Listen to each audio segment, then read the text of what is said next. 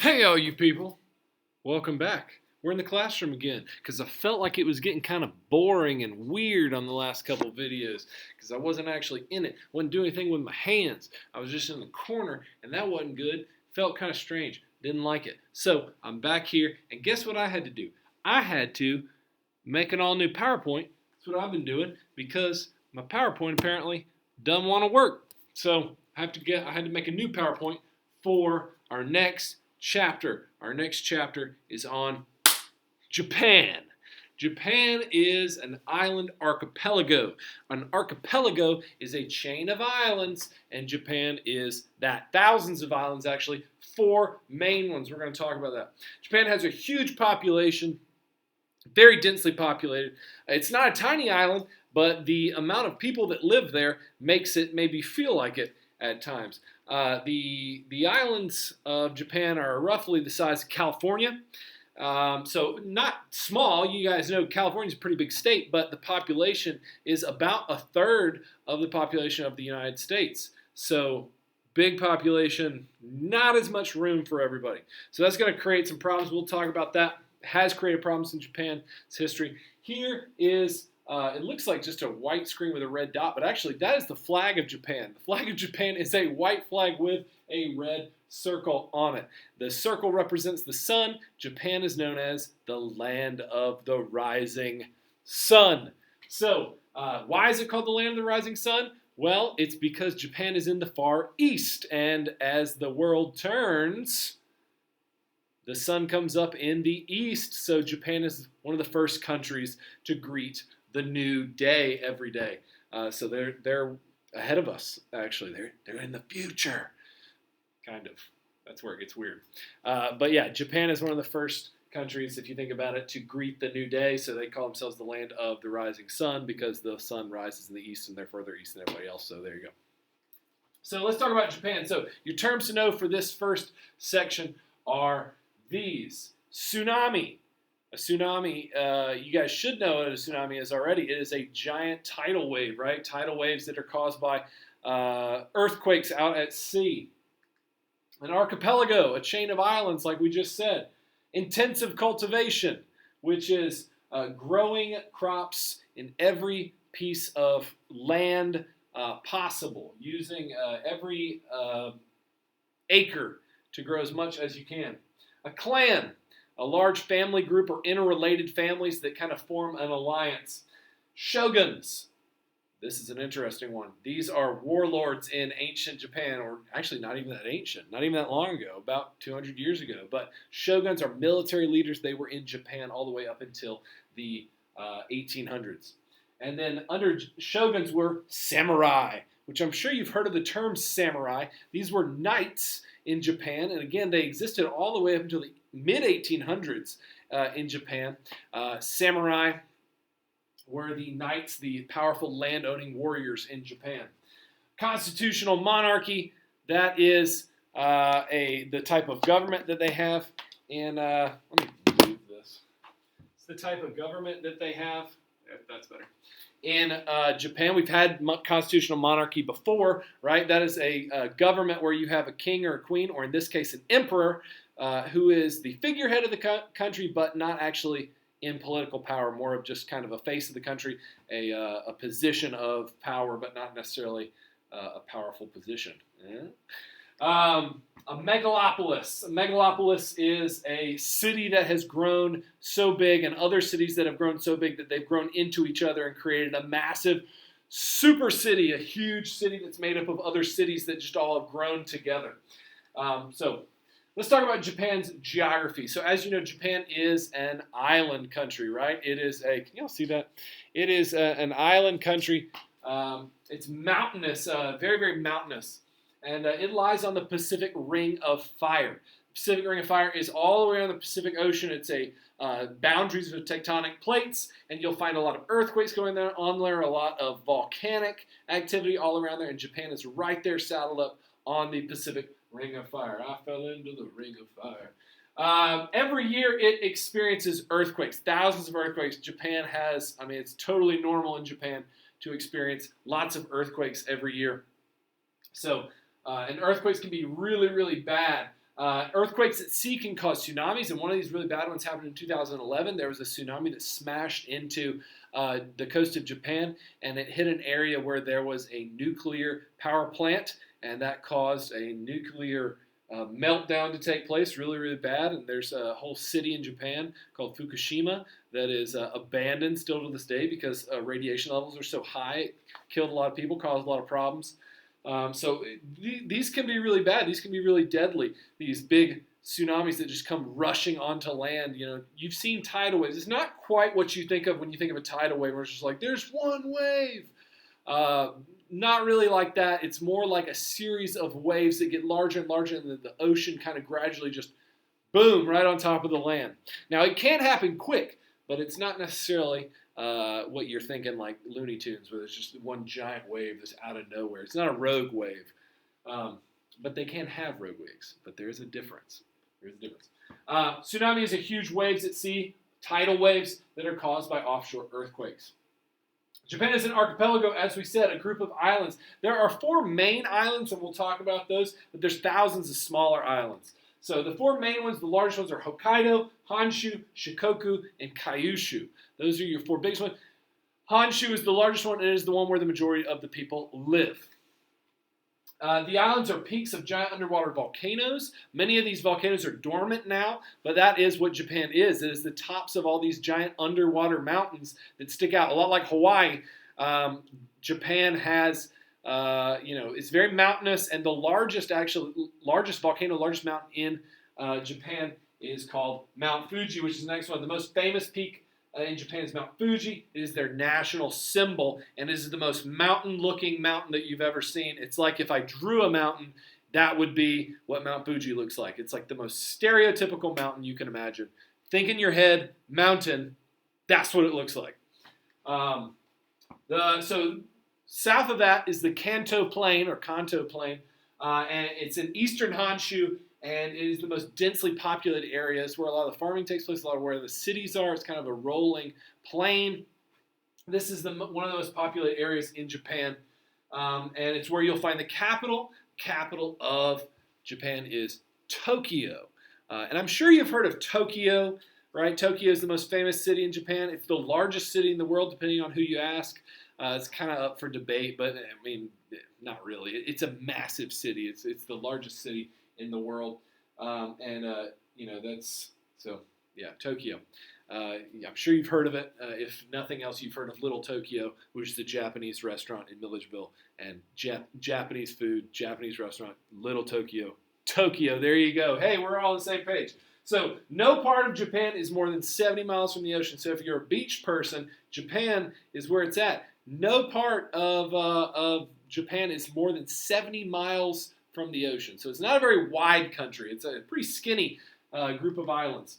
Northern Japan is relatively cold. It's not super hot there. I mean, they have mild summers and pretty cold winters in northern Japan. That's because Arctic air currents and water currents influence it. But in southern Japan, which again, it's not a huge country, but southern Japan is very different. Southern Japan is warm. It's influenced by warm water currents coming up from the equator. If you go to Okinawa, which is in one of the southern islands in Japan, it's very, very warm. It's almost tropical year-round. And if you go all the way up to like where Sapporo is up in northern Japan, it's very cold most of the time. And they're really not actually that far apart in terms of distance, a couple, hours, but in terms of flight, if you flew.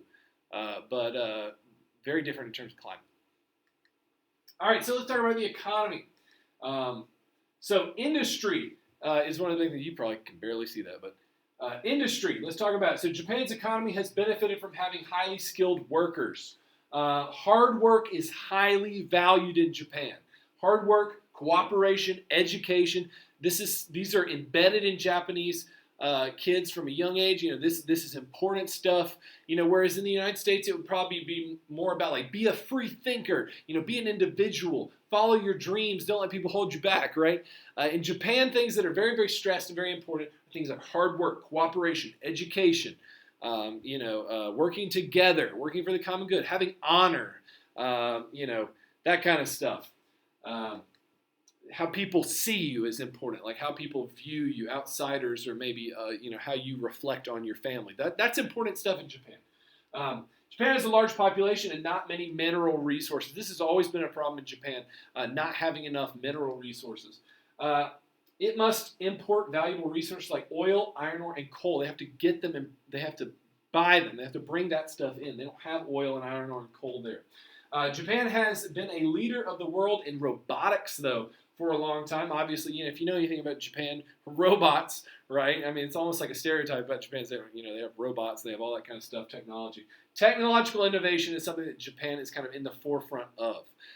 So, I mean, I'm sure you know that. Manufactured goods are made here along with automobiles, most importantly, electronics. Sony, you guys got your PlayStations, right? Guess where your PlayStations come from? Japan. Things like all your video games, a lot of your software that's developed, it's all being developed in Japan, or a lot of it is.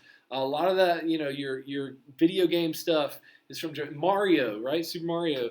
I know that y'all don't play Super Mario, but Mario is from Japan. It's Nintendo, Sega, Sony, PlayStation, all these games and all.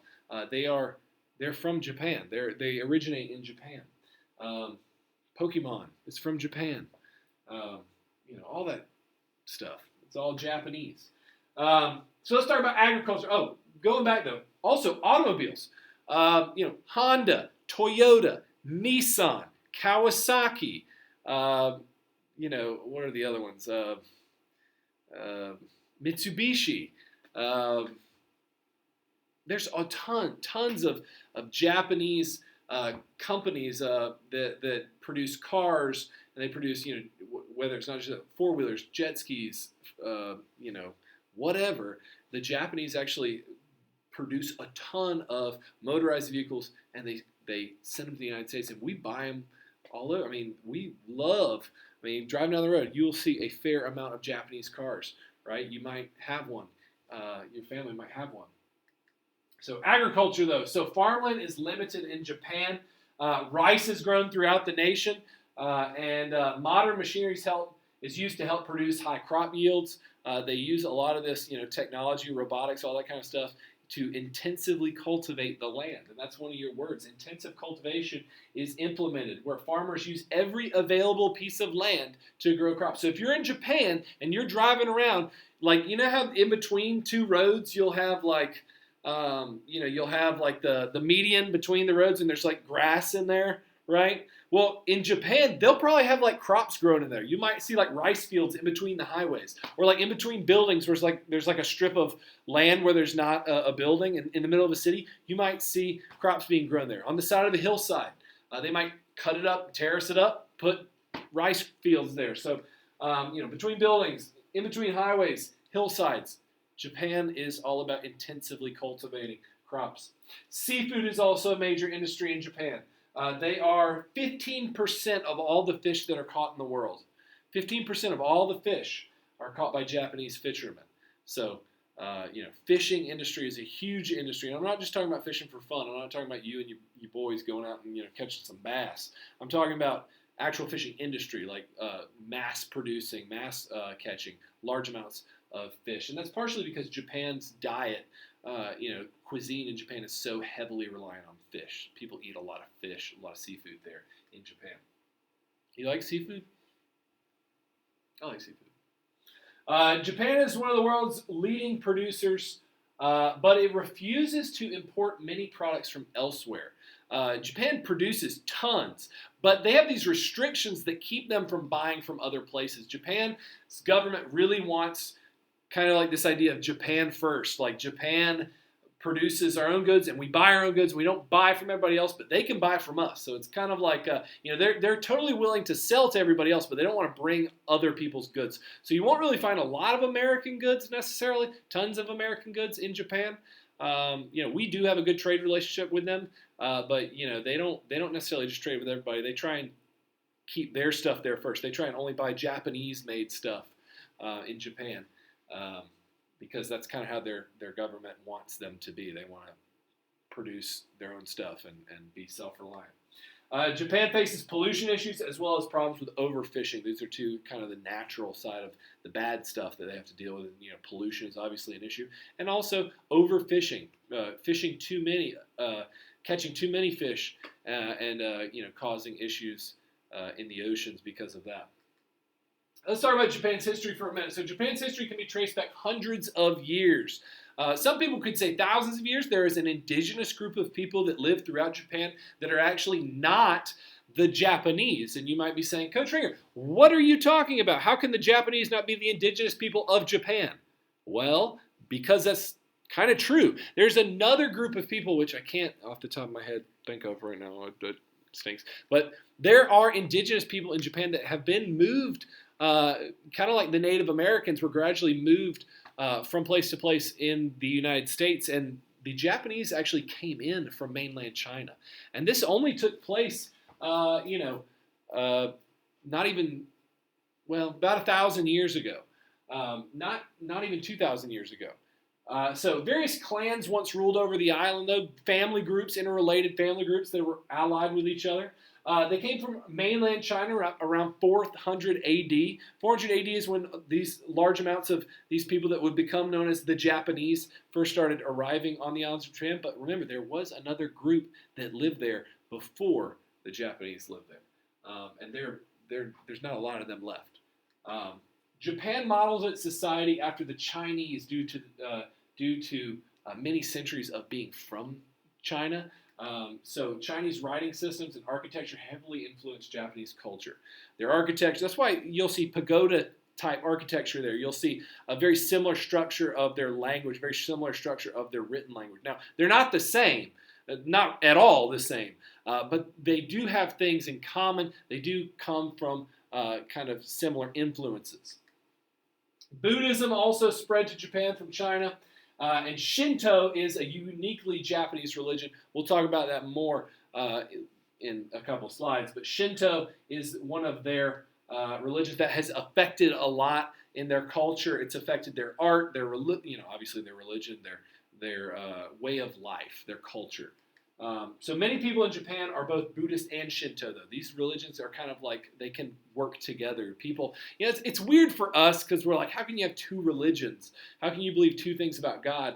Well, in a lot of Eastern philosophies, they're not religions like you and I know religions to be. Many religions in the East are more about kind of like philosophies on how you live your life or principles that you could take with you. They're not about necessarily a God or about a creation story. In Shinto, a lot of the stories and all this kind of stuff aren't necessarily meant to be taken literally. There's a creation story about how Japan was created, that the gods pulled a sword out of the water, and each droplet of water that fell from the sword hit the water and formed the islands of Japan.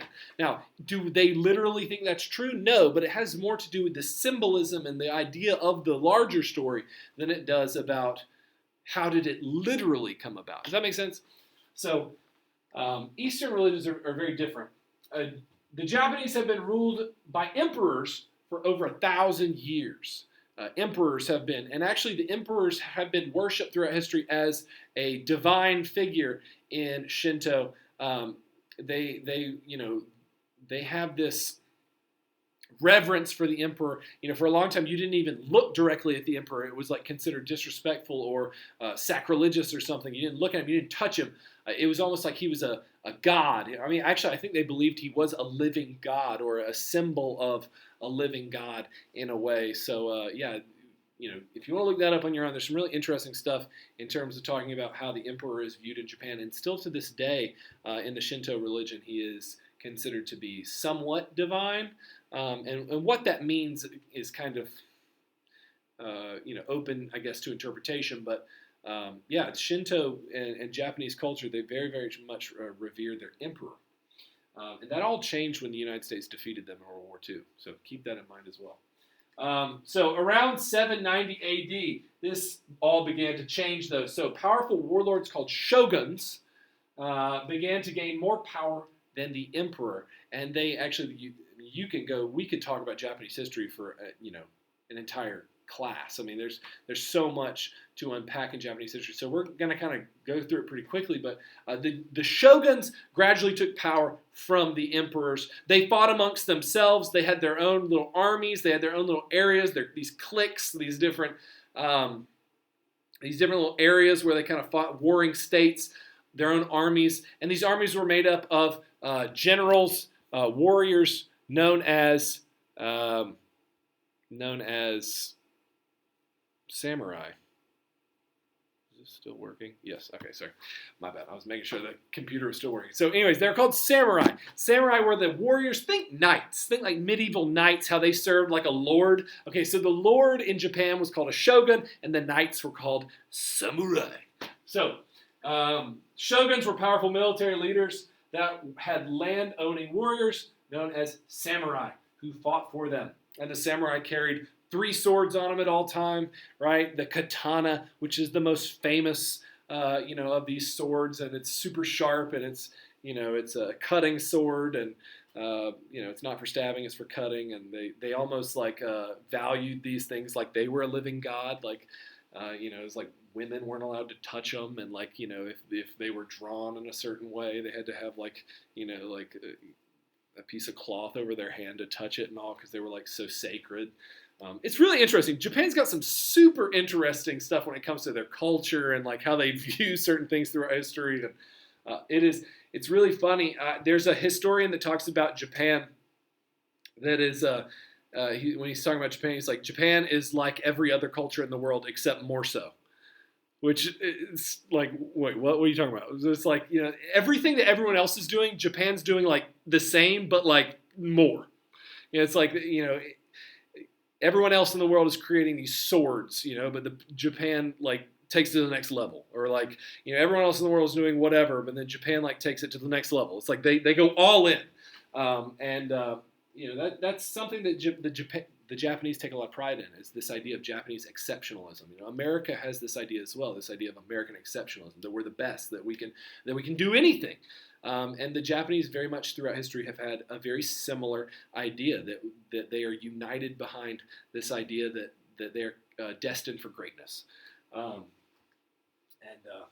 So in a lot of ways, the Japanese and the United States have a lot in common, but it's like mirror image. It's like totally opposite and yet similar. So still talking about history, Japan began a strict policy of isolation from the rest of the world until the 19th century. Japan did not allow, once the emperors kind of took back over power, they cut off Japan from the rest of the world. When Europe was starting to colonize a lot of the world in the 1600s, 1700s, Japan said, we're done. Like they cut off trade with the rest of the world. The only group that they would trade with was the Dutch, and they resisted being contacted with the outside world. They put Japan kind of in a isolated, like hermits. And the rest of the world wanted in because Japan has a huge population. Everyone knew it, and it's the great unconquered place. And Japan was not conquered as a colony. That is important to say. They were never colonized.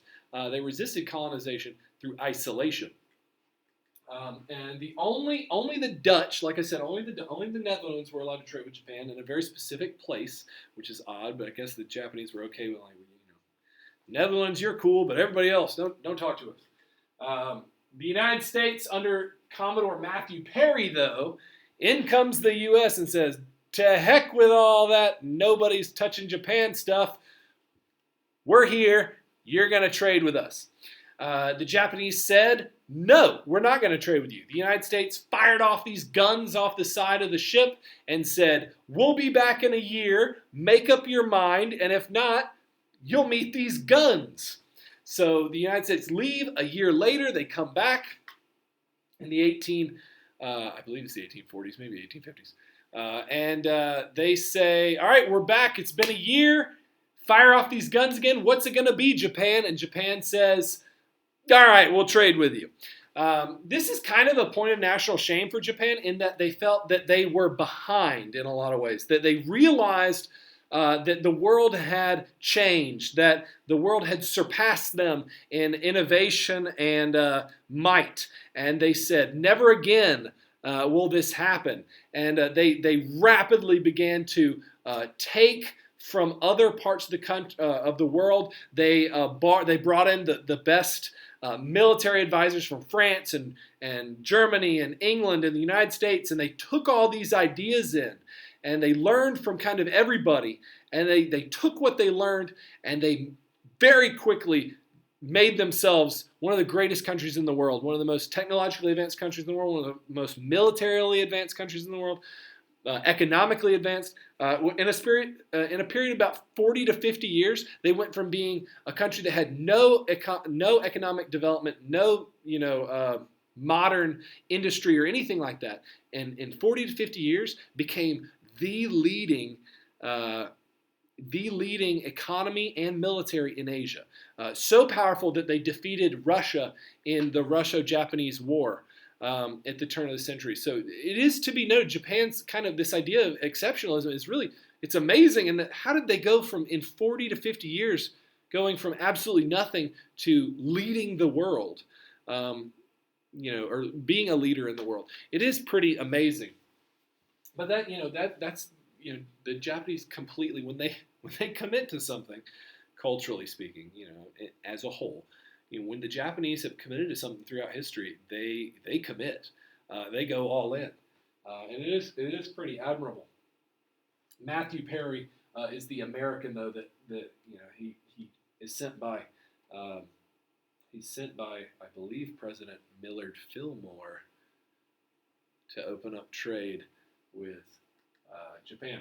Japan began to rapidly industrialize the nation during the 1800s. I might be wrong about Millard Fillmore. I think it's either him or Zachary Taylor. I think that's right. Began to industrialize during the 1800s. Due to its large population and lack of resources, though, Japan began to look outside. They had been influenced by all these other countries that had empires. Germany, France, England, the United States. All these countries were going out throughout the world and getting whatever they wanted, getting whatever they had, or what they didn't have. And Japan looks at them and says, we want to be like that as well. We don't want to be the oppressed. We want to be the oppressor. We have a huge population. We have needs. What do the European countries do in the mercantile system, right? You guys know if they don't have the needs, what do? They go out and they get them from wherever has them, right? And this is a totally normal thing that European countries have been doing for over 100 years, 200 years at this point. So Japan says, we're going to do that as well. And guess what Europe says? No, you're not.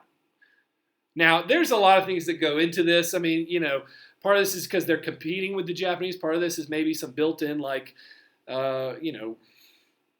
racism maybe against the Japanese, or this idea that they shouldn't be able to do that.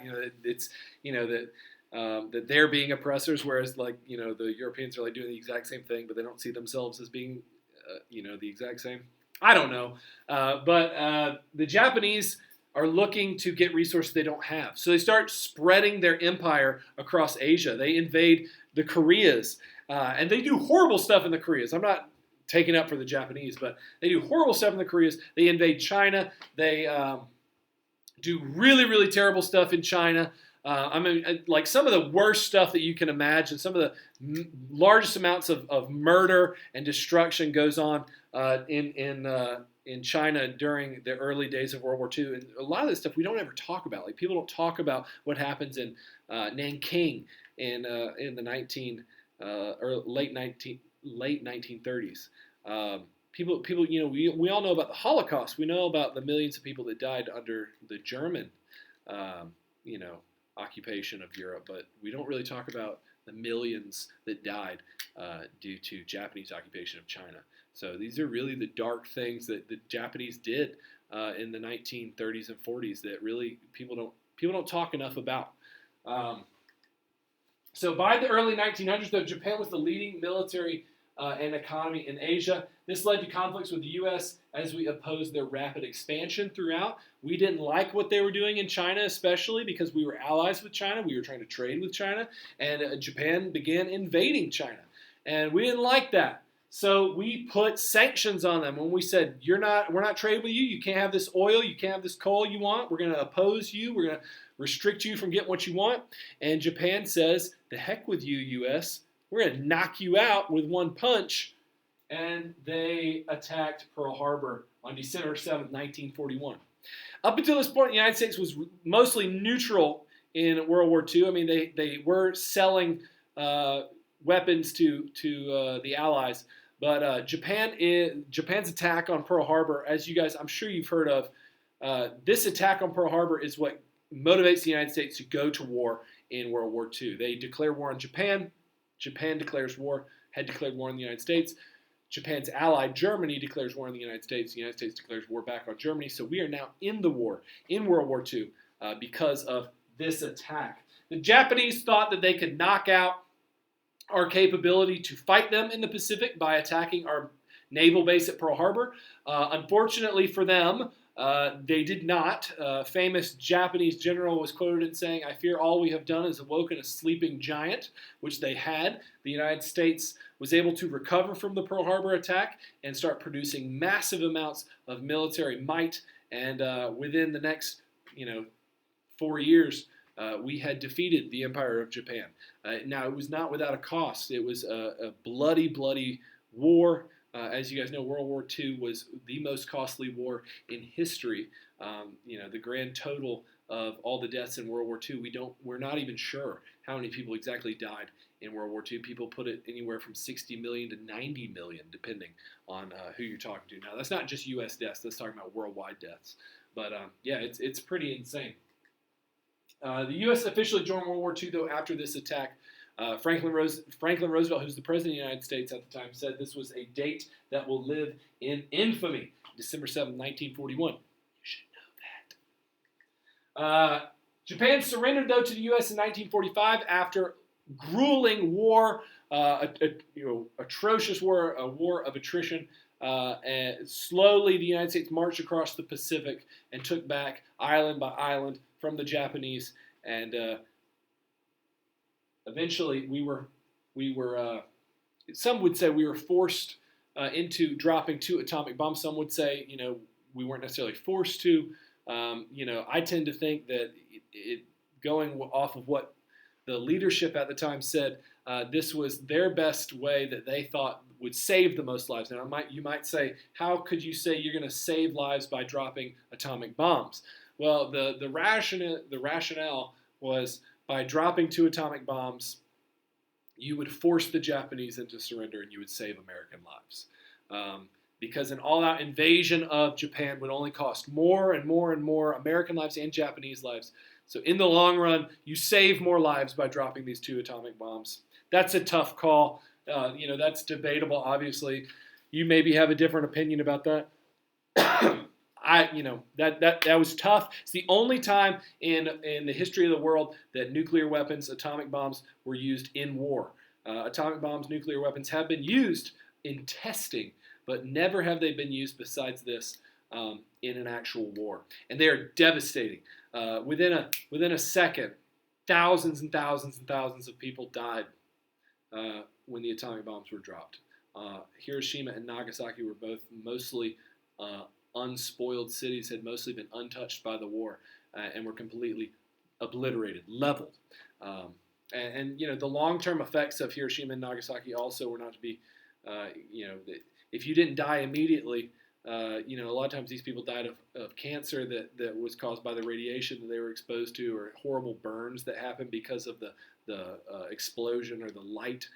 You're talking about a bomb that's so powerful. When they tested it in New Mexico, it turned a lot of the ground into glass, like the sand turned into glass. The heat is so intense. It's crazy. These bombs, and those bombs are nothing compared to things that we have today. So just think about how scary that is. The might of the American nuclear arsenal. It's nothing. Those things are nothing compared to what we have today. These 2 cities were completely wiped off the face of the earth. Now, they have been rebuilt. People live there again, but they were destroyed during World War II. After the war, the United States helped to rebuild Japan. The idea that we need Japan as a strong country as an enemy, we need a strong country to be our ally. What better person What better country do you want to be your ally than one you know is strong, right, and is resilient? And after the war, we knew we wanted Japan as an ally. We didn't want it to continue on to be an enemy. So we rebuilt Japan. We spent millions and millions of dollars rebuilding Japan's economy, rebuilding Japan's infrastructure and all that, and creating a strong Japan that we could trade with, that we could be allies with. So their government. Japan has a democracy in the form of a constitutional monarchy. The emperor is the head of state, but elected leaders run the country, as you guys know. Japan was forced to adopt a constitution after World War II that greatly reduced its military. They don't have a huge standing military. They have a small defense force, and they mostly focus their money on maintaining good health care and education for their people. Another thing, they have some of the best health care in the world. They have like the lowest infant death rates. They have almost 100% literacy, like everybody can read. Crime is super low in Japan. They have, this is a funny little side note, but they have what's considered to be the best school lunches in the world at their public schools, which is weird, but if you Google it, look up, or on YouTube, look up Japanese school lunches. They're pretty incredible. So, people and culture. So, Japan has a population of about 126 million people. Again, roughly the size of California, like we said. It has a high population density.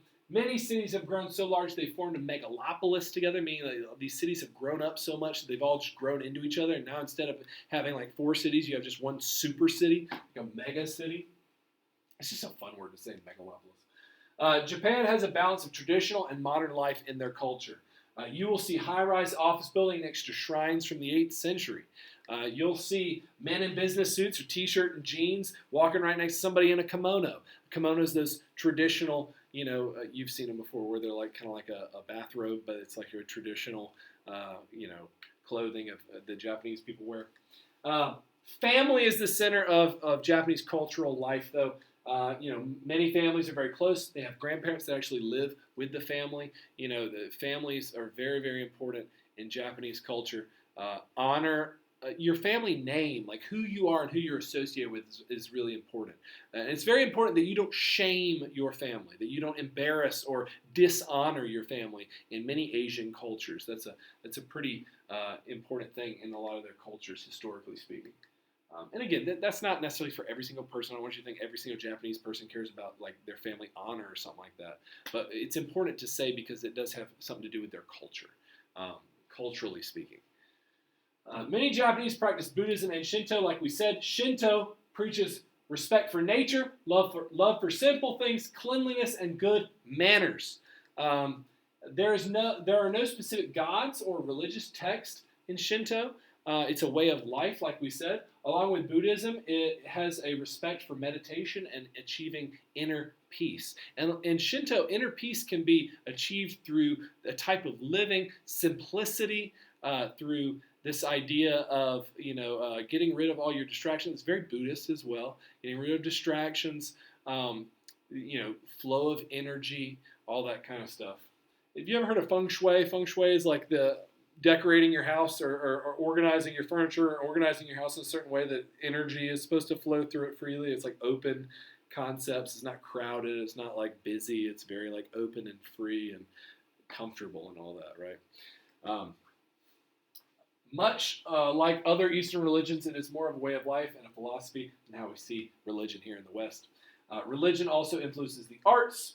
Simple brushstrokes showing scenes in nature are common in Japanese art. Short verse poetry called haiku follows a specific formula. Haikus are Japanese poems. There are 3 lines. It goes 5, 7, 5 syllables. So 5 syllables, 7 syllables, 5 syllables, and usually has something to do with nature. So you can make it up with anything. You could say, I am teaching you. You are listening to me. I like flowers now. There's a haiku, right? 5, 7, 5. I added some nature in there. It's just that easy, and That is a form of Japanese poetry, and again, it's very stripped down. It's very simple. It has certain rules it follows. It's not excessive, and simplicity in things appreciation for simplicity is very Japanese. So woodblock printing is also iconic, which influenced European. The Impressionist movement that took place in Europe was influenced by woodblock prints. This is where they carve out a wood block carving, and then they stamp it. Basically, and then they color it and they stamp it. They layer these stamps and make a beautiful painting, but it's all through painting stamps, basically. Japan has classic literature like the Tale of Genji, which is a famous story from Japan, and then the theater known as kabuki. Kabuki is their historical way of doing plays, kind of like Shakespeare is a historical English way of doing plays, and Greek tragedies are historically Greek ways of drama. Kabuki is a historical way of Japanese theater. Sports such as sumo and martial arts like judo and karate are popular. You've heard of karate, you've heard of judo probably. You've heard of sumo, right? It's wrestling where you're trying to knock the other guy out of the ring. There's a lot of pageantry and symbolism and rules and all that go into sumo. It's very, very ritualized. It's very formal about the way that you do everything, like the way you toss the salt into the ring, or the where you wear your thing. You get in the dojo and all that kind of stuff. That's all very, very important in sumo. Many American pastimes, though, have been adopted. The Japanese have been really big ever since World War II, bringing in American culture. One of the biggest things is baseball. Baseball's huge in Japan. Football is getting really big in Japan. They do enjoy American, culture as well. It's really the younger people have really adopted more and more American culture, but they usually put their own Japanese kind of flair on it. They have these huge fan clubs for their teams. You could look up. And they're like some of the biggest baseball fan clubs, biggest baseball supporter groups in the world. So it's pretty interesting. There's some major league players from Japan also that play in the major leagues. So that is the end. I know that was a ton. It's a lot. I've been talking, but hopefully that gets you through that. That was kind of a crash course. I'm going to post another video showing you some pictures and some videos and stuff like that on Japan. Japan is fascinating, guys. Take your time to look over this stuff. It's really interesting. It's one of my favorite chapters in the book, just because I think they're so interesting. And there's so much that you can kind of go into and look up for yourself. If you find anything you're interested in this, let me know. That was one of the things you're supposed to read and kind of find something interesting. Some of you guys gave some really good stuff, like whether it was the origami or sushi or, any of that stuff. But all right, have a great rest of your day, and miss you. See you later.